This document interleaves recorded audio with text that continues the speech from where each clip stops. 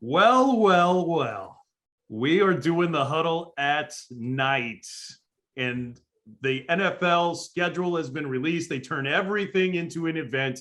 So, of course, we have to do everything differently. I am Rob Woodfork at the helm alongside George Wallace. And, of course, if we're going to talk Capitals, you got to have Ben Raby here. He's the producer extraordinaire for the Capitals radio broadcasts. And before we get into it, I have to tell you that the DC Sports Huddle is sponsored by MGM National Harbor. It's time to change the game at BetMGM Sports. And folks, look, we do this every year, right? We talk about the one loss. We look at the schedule, it drops, we say one loss, one loss, one loss. We're doing that here tonight, not because it makes any sense, but because it's just a fun exercise. Now, George, you cover the team. You're our beat reporter for the Washington Commanders. As I glanced over it, I'm thinking 8 and 9. There's some rest deficit games that play to their advantage, but then they're going to be at a rest deficit come the end of the season. What were you noticing with the schedule? Yeah, I mean, let's be honest. That week 14 bye is brutal because you go through the whole training camp, preseason, then 13 weeks of the regular season. It'll be like 18 to 20 weeks before you get a break. And with 4 games left in the season, at that point, I mean, they're going to obviously be 12 and whatever. They'll be ready to rest people for the postseason. But no, look. When you take a quick glance at it, you see the 2 primetime games on the road, which I think everybody's fine with because nobody likes to go to FedEx Field, number one, anyway. They don't win at FedEx Field in primetime. And in primetime. So doing them a favor. So you get the Jacksonville and Detroit right off the bat. You couldn't have asked for a better way to ease into the season. New quarterback Carson Wentz gets a chance against the team that knocked him out in week 18 last year in Jacksonville. And then Detroit, followed by Carson facing the Eagles. That game's going to be here in DC. But you get into the NFC East in week 3. I like the start. I mean, the first 4 games, you couldn't really pick it any better than that as far as the 2 worst teams from a year ago. So as far as easing into the schedule, you glance at that. You look at the bye. You got the Giants, bye, Giants. I don't know if we've ever seen that before. And then also look, it's almost every other week. You have 2 road games back-to-back once, and then the only 2 home games back-to-back are at the way end of the season with Cleveland on New Year's Day, and then the Cowboys, which obviously is going to be for the NFC East title at the last game of the year. So look, we knew it was going to be. It's on paper, the Cowboys in Washington, the easiest schedule percentage wise, and just a quick glance at it again. It's May 12th. A quick glance. You kind of like the way it looks to be set up. All the home games also selfishly are going to be at 1:00. So there you go. And that 1:00 is more of an advantage than people think it is. And just kind of doing a quick scan at the rest deficit. That was something that we talked a lot about over the course of last season. Yeah. They catch that first Eagles game. They're coming off of a Monday nighter. So they're catching them on a short week. The Dallas game the following week in week 4, Dallas is playing a primetime game before that. I'm pretty sure that's a Monday nighter as well. So you're catching them on a short week. So those are the kinds of games that Washington look, and this is going to come off hyperbolic, but if Washington doesn't start 3-0, fire on Rivera, start over, because you can't get an easier start to the season than, I mean, literally, it looks like the draft order if you look at the first if you look at the first 3 weeks of their schedule, right? So that's pretty good. You got to win that. You got to win those first 3 games. You got to at least be in the ball game against Dallas in week 4, because again, they're coming off of a short week. You gotta show something, and hopefully, look, maybe they're better at quarterback. You hope the offensive line can hold up, and if it does, this could be the kind of start to the season that drives our ratings up, because everybody's going to be going burgundy and gold crazy. Obviously, look, I think again, way too early, but it's not going to get any. Look, Jacksonville and Detroit. I don't care if you're talking about it now or in September. Those are 2 games you got to win. I mean, you got to be after the first 4. You got to be 3-1 or 2-2. If you're not, then we got a lot of problems. And that's a new regime in Jacksonville too. So you add to it coaching change and new personnel and things of that nature, man. You got to take advantage at least of that game, if not those first three. And the answer to the trivia question: who was the first ever opponent for the Washington Commanders? Who other than Jackson? There's your trivia question. That's a team that they've owned quietly over the years. 6 out of 7 they've beaten them in their history. Not that that's any great shakes, and certainly doesn't guarantee that they're going to win this game. But everything is kind of pointing in their direction. But I will give this one warning though: that late bye, I think, is going to be their undoing. Like when I picked them to go 8-9. That's because I fully expect them to struggle to get to that bye. Those last 3-4 games, you're I believe that one's on the road. They're winnable. Giants. Yeah, they're winnable games. They're winnable games. But on the road in division, that's going to be hard in week 13. I think the week before that, they play the Falcons, which is a team that's going to be, pretty competitive. Depending on who they have at quarterback. But even still, I mean, just being, I think fatigue is going to be a factor once you come out of that Philly game, because remember, they're going to be playing on a short week coming out of the Philly Monday Nighter in week 10. So when they go to Houston. Yes. And then everything between that and the bye week is going to be a struggle. That's unfortunate if the fatigue catches up to them, because at least on paper, as we sit here in May, you have Houston, you have Atlanta at home, and you have at the Giants. Yeah. On paper, not suggesting you win all 3 of those, right? But that's after the start of the season. That would be the other soft spot on the schedule, the soft landing leading into the bye. But to your guys' points, you just hope they have enough bodies and aren't totally broken down by that point, late November, early December. And you look at the end of the season, not saying FedEx is a home field advantage at all, but as far as traveling, they go San Francisco Christmas Eve, but before that, you talk about the bye week, Giants at home, at San Fran, then Cleveland, Dallas to finish up. So not much traveling in December, except for out west, that one game Christmas Eve. How about the Carson Wentz revenge tour? We knew it was coming. Now we know the dates. Yes. To Philly, at Indy.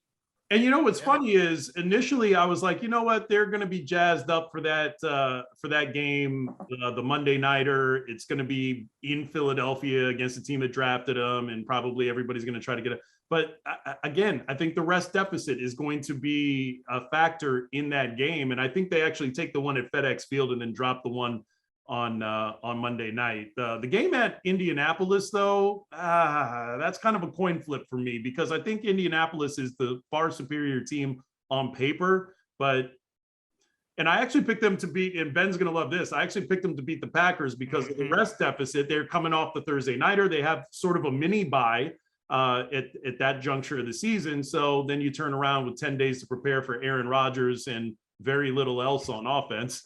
Right. But that's a tough. They got with the Packers, Colts, Vikings. That's a tough with the trip to Indy.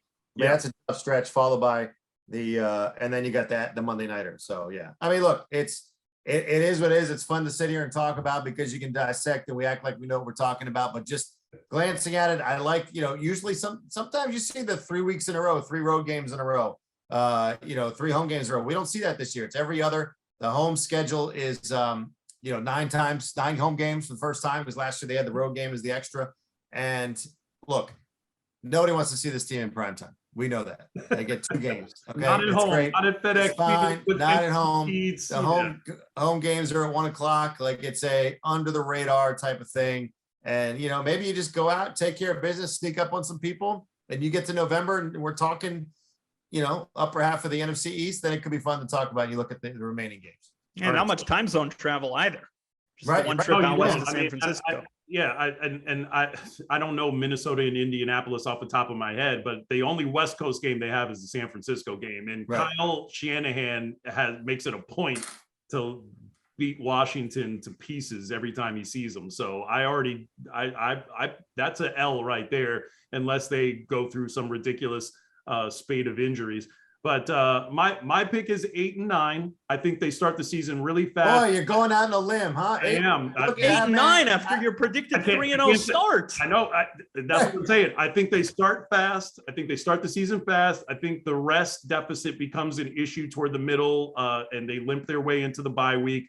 By then, they will still be on the periphery of the playoff picture, but not enough to, to really make a statement there at the end of December. So that's my prognostication that we'll laugh at probably in December. What do you 10 think? wins. 10 wins. Oh, You've got them at 10. You've got them at 10-7. I don't know, whatever. Yeah.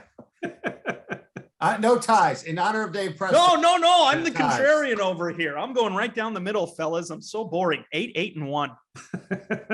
Okay, what game's the tie? What's the tie? You're gonna say the ties against the Packers? They're they're losing to Green Bay. Come on. They are tying in Indianapolis. Oh, that would be something. Because then There are no winners that day. No, how on brand would that be if Carson Wentz goes 1-1-1 against his former teams? Perfect. Oh man. Or they tie week 1 against Jacksonville, and Carson cannot get revenge against the team that knocked him out. That's right. That's By part the of his way, revenge can story. You're right. Can you just imagine if this team comes out, all this stuff, you get Jacksonville, the worst team in the league, and you go like a 6-6 game in the opener Oh man. in front of 35,000 people. I mean, you could probably take the zeros off that. That's probably a more realistic crowd. I don't think that Jackson travels like that. By the way, that's the other thing. We always talk about fine, FedEx Field is what it is, and there's no home field advantage. And the opposing team each week comes in with more and more fans. What's Jacksonville going to have? They have anybody in the area? Actually, to that point, George, Jacksonville, Tennessee, yeah. Minnesota. I don't know how well they travel. They have a fan base, I guess. Although I'm going to push back on Tennessee a little bit. They're really passionate in Tennessee. They just don't have like a nationwide. I've met one Jaguars fan who is not from Jacksonville. Right. One. Oh, we work with him. Who? Steve Lino. Oh, you were. He's Okay. a huge Jaguars fan. He is. This is the guy that I used to work with. This is a guy I used to work with in Pennsylvania, and I mean, the guy was insane.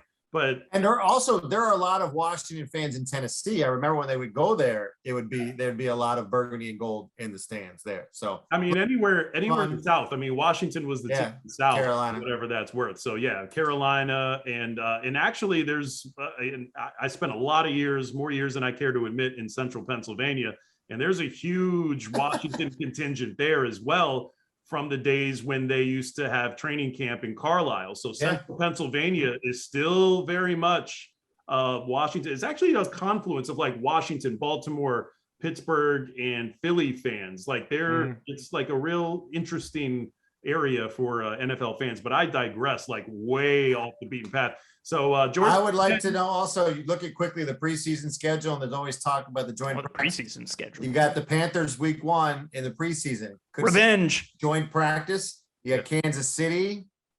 Maybe joint practice with the Chiefs. And then in Baltimore, week 3. Thank God there's only 3 preseason games again. I get that's the best. Positive. Looking at the schedule is great too, but remembering when you glance at it, there's only 3 preseason games makes it even that much better. Yeah, because we're not fighting for a roster as men 53 through. I know. So, You're right. Ben, what's your prediction? You said 8-1. That's right. I did say that. Yes. Anytime somebody says ties, it immediately it's a self-preservation tool. Like I just purge it from my mind immediately because ties are the Well, Preston just being contrarian. Preston's going 8-6-3. So I know. Do you know how hard it is for me to not put him in a headlock every time he does that? Do you have any idea? The 500 football team, fellas. Yeah, HR has already talked to me about putting Dave in a headlock. All right, so why do you think he's not here tonight? Yeah, right. I was like, you come on here with ties. Boy.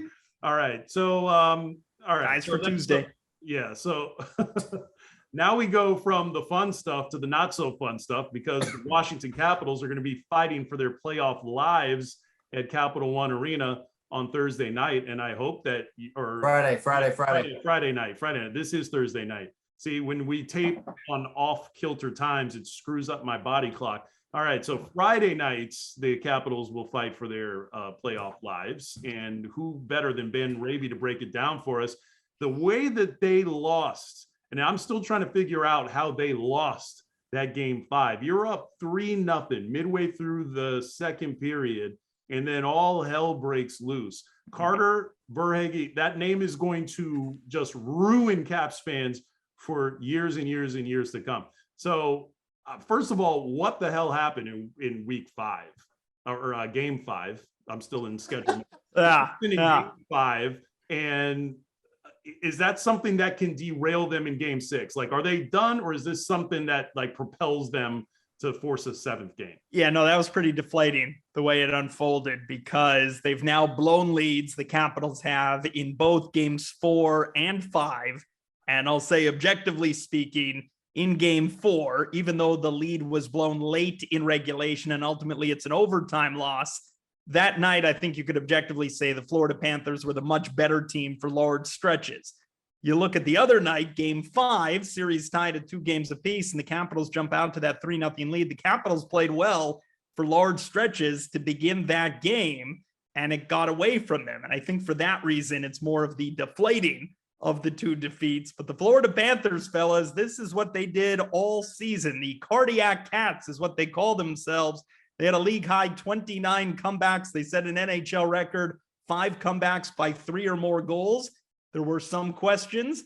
Would that regular season success, that comeback ability, translate into the playoffs when teams that are up 3 goals, tend to clamp down defensively and lock it up, so to say? Capitals were unable to do that. They were very, you could almost say, careless with the puck, turnover issues. They invited the Florida Panthers back into that game, and the Panthers, to their credit, took advantage of it. It's a never say die group. They showed it all regular season. Once they got 1 or 2 the other night in Florida, and they were getting on the board and the comeback was on its way, you had a sense in the building, all the momentum shifting to Florida's side. They knew what they were capable of. And I'm sure similarly from a Caps perspective, the air was very much let out. Now they're in the unenviable position of fighting for their lives here, down 3-2. Now, hey Ben, is it a situation? Regular season, didn't they? They came back from 3 down in the regular season twice in Florida, right? In Florida, it was a while ago, but yeah, these teams, when they last met in the regular season in late November, I referenced the Panthers having an NHL record 5 comebacks by 3 or more goals. One of them was against the Capitals. They rallied from 4-1 down. So it was like deja vu, just with the stakes, slightly higher. Significantly higher. But Ben, so is it, I mean, you get the veterans on this team. You've been in this situation before, have 3-goal leads in playoffs. Did they play not to lose once they go up 3 like that, especially on the road? No, I would say it was the opposite. They were almost going for extra when it wasn't necessarily needed. Okay. They were trying to do extra. TJ Oshie acknowledged as much post-game, saying they were trying to be too cute, and they didn't need to be when you're up 3 or you're up 2, even up 1 in the second period. Simple plays were getting away from them, and they're a veteran bunch. They've been here before. They ought to know better. They do know better. They didn't do it though. And when TJ Oshie says, I hear him say, we're still trying to find ourselves and how to play. What does that mean? I mean, these guys, you would think they've been in these situations. You were in that situation in game 4, like you mentioned, up late. They pulled the goalie with 3 minutes to go. It worked out. I mean, what does he mean by that? Especially with this group in a situation like this? I just think they need to find what they have shown flashes of. They just haven't done it for periods long enough, stretches long enough in the games. I was thinking of you, George. It's like the Seinfeld line, early Seinfeld. I know you love Seinfeld. It's like the reservations. Okay, they know how to take the reservations. They just don't know how to hold the reservation. They know what they need to do, and they get it started, and they have done it, and they've shown flashes of it, be it for 15, 20 minutes at a time. They just aren't able to maintain that.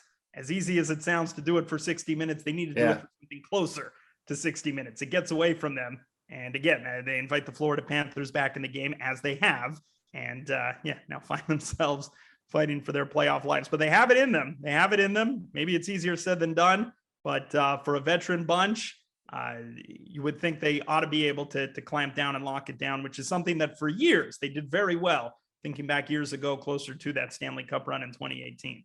And I thought it was interesting the way Peter Laviolette said that, these goals, like, you can't blame Samsonov for these kind of things. I mean, obviously you got to blame him, but like, is he saying that as, give that because he's going to need his goaltender for 2 more games or at least 1 more game. You don't want to lose him either, confidence wise. And I'm sure the team will pick him up too. As you mentioned, they have it in them. They've been in this situation before. They've come home down 3-2 plenty of times. Obviously, I don't know the numbers off the top of my head, but how do they go into that situation with the goaltender? Like this is brand new for him too. Yeah. But that's the shame now. Also, when you look big picture for the way the season unfolded, this really is. Don't be fooled by the 5-3 loss, the 5 goals against. This is, if you look at the last 3 starts from Samsonov, his 3 starts in the series since he took over. I'll make the case. This is one of the best 3-game stretches he's had all year. He was very inconsistent during the regular season. The big question coming into this series was, if the Capitals got the goaltending, hey, they could win the series. Well, they're getting the goaltending. The goaltending has been really good. And unfortunately, they haven't been able to fully take advantage of it. So of all things, you were wondering coming into this series, so many question marks around the goaltending. Now here we are, their season's on the line. There's a lot of questions. The goaltending actually isn't one of them. The goaltending's been very, very good, surprisingly very good to this point. And just unfortunate from the Caps' perspective that they haven't been able to fully take advantage of it, because so many times during the season, the goaltending wasn't there. And now when it matters most, it finally is, and they still find themselves down. And that's been the interesting thing, like sort of coming out of that game 5 was almost to a man. Everybody was saying, like, I'm happy with the way we've played. I think we had a good game. Obviously, we let it get away there toward the end. But if you take what we did the first period and a half, like, that's the kind of hockey we need to play. But the question is, are they going to be able to play like they did the first half of game 5 in game 6 and force a 7th game? What do you think, Ben? They're going to make it a game 7, do or die? Well, I think the troubling thing here is that the Capitals know what they need to do, but the Panthers, as this series has progressed, they've gotten better. And I think they're smelling blood here. They could taste round 2, which the Panthers haven't reached since 1996, the longest active drought in the NHL.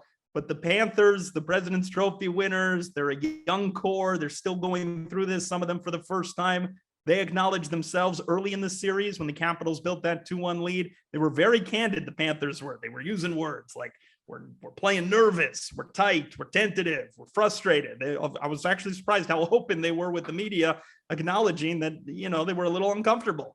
And then the past few games, as the Capitals have invited them back into those games, back into this series, they're a confident bunch right now. I would imagine the Panthers recognize what's at stake here and a business trip for them. I would anticipate the Capitals are going to have their hands full against a pretty hungry, feeling good about themselves Panthers bunch. Yeah, and it's one of those situations where you let them stick around long enough, like a basketball game. You let somebody stick around long enough. You got to put your skate on the throat in game 4, win that game, and then last night they had a chance.